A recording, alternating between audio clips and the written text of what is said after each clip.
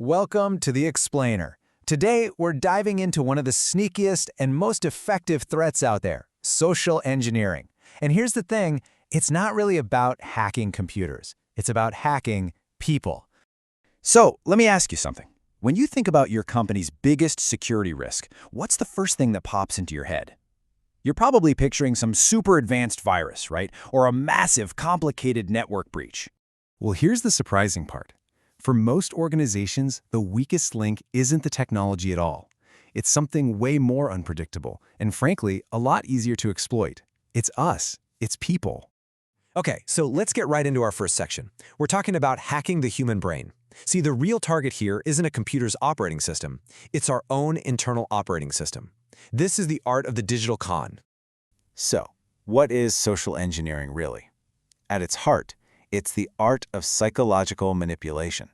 It's about tricking people into making security mistakes, or just straight up giving away sensitive information.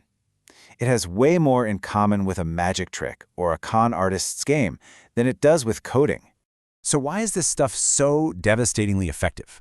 Well, it's because it totally bypasses technology and goes straight for our most basic human behaviors. It targets our natural tendency to trust, to be helpful, or even just our curiosity. And here's the kicker. You can't install a software patch for human nature. It sidesteps every digital wall you can build because it just walks up to the front door and persuades someone to let it right in. All right, let's look at how this actually works. This brings us to the psychology of deception. You have to understand, these attackers are masters of manipulation. They know exactly which universal human triggers to pull to get what they want. Imagine this for a second. You're at your desk and you get a frantic call from someone claiming to be your boss's new assistant.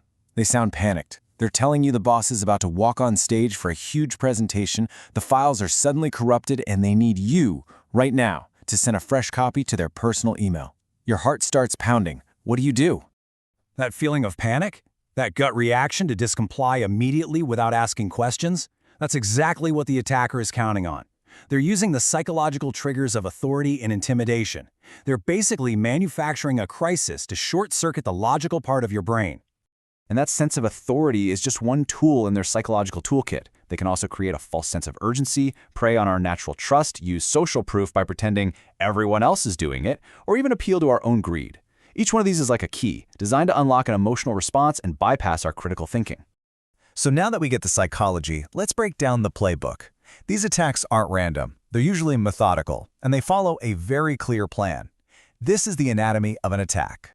It almost always starts with research. An attacker will scout a company using public information online. Then, they'll select a target, maybe a new employee who doesn't know the ropes yet. After that, they start to build a relationship, to establish trust. And only once that trust is built do they make their move and exploit it. Now, these attacks come in a few different flavors. You can really break them down into three main categories. First, you've got human-based attacks, which involve direct person-to-person contact. Then, there are computer-based attacks, like the phishing emails we all know and hate. And finally, you have mobile-based attacks, which are becoming a huge problem. A classic human-based attack is vishing, or voice phishing. This is where an attacker just calls up an employee, pretends to be from IT support, and says something like, "Hey, we're seeing an error on your account. I just need your password to quickly resolve it." It sounds simple, but you'd be amazed how often it works just by leveraging a trusted role. And over on the mobile side, a really common one is smishing. That's phishing through a text message. You get a text that looks like it's from your bank or a delivery company, and it has a link. But click that link, and it takes you to a fake website designed for one thing: to steal your login credentials. It works because we tend to trust texts and act on them quickly. Attackers are also getting super creative with mobile apps. What they'll do is take a popular, totally legitimate app, inject it with malware, and then re-upload it to an app store. You download what looks like a normal app, but you've actually just installed a backdoor for an attacker right onto your phone. Okay, so the threats are clearly real and pretty sophisticated. So what in the world do we do about it? Well, let's move into our final section and talk about building your strongest defense, what we call the human firewall. You know, an attacker's job gets a whole lot easier when companies have certain vulnerabilities. The biggest one, by far, is a lack of security training. But it's also things like giving too many people access to sensitive data, or having vague security policies that no one really enforces. And this gets us to the single most important takeaway of this whole explainer. Technology alone is not enough. Your strongest, most effective, most adaptable defense isn't a piece of software. It's your people. An educated, aware, and prepared workforce is the best firewall you could ever ask for. Now, a strong defense isn't a one-size-fits-all solution. Different roles face different kinds of threats. Your front desk staff, for example, are going to be targeted with impersonation attempts. Your tech support team will get hit with fake, urgent calls and texts. The key is to tailor your defense strategies to the specific risks each role faces. So the path forward is pretty clear. A strong defense really boils down to a few key actions. You need to train everyone on what these attacks look like. You have to implement strict access policies. Not everyone needs the keys to the kingdom.